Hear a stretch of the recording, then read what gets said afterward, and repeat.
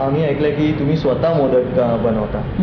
तर मला त्याच्याबद्दल एक थोडंसं सांगा की म्हणजे कोणी तुम्हाला हे शिकवलं किंवा त्याच्यामागे तुम्ही काय कशा पद्धतीने देवाला हा जो प्रसाद आपण ठेवतो आणि गणपतीचा आवडता प्रसाद म्हणून मोदक आपण समजतो.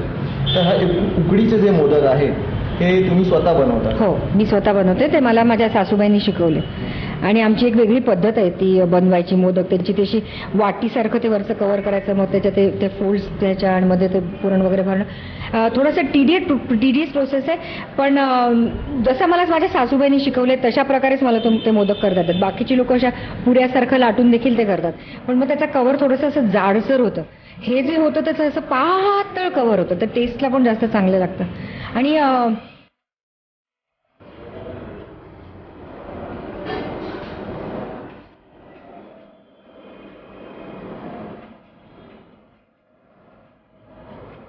लोकांना आश्चर्य वाटणार आहे मी करतो, कारण हे सगळ्या खरोखर कोणाला असं पटकन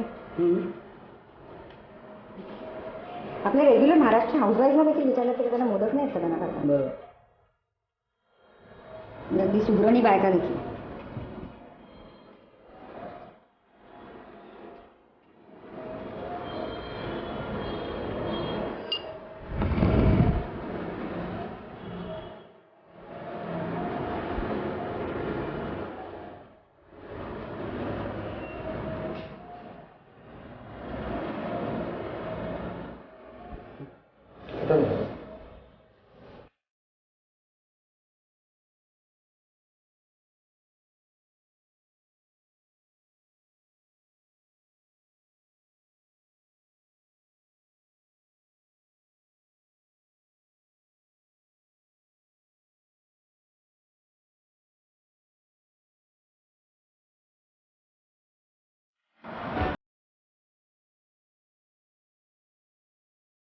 आम्ही ऐकलं की तुम्ही स्वतः मोदक बनवता.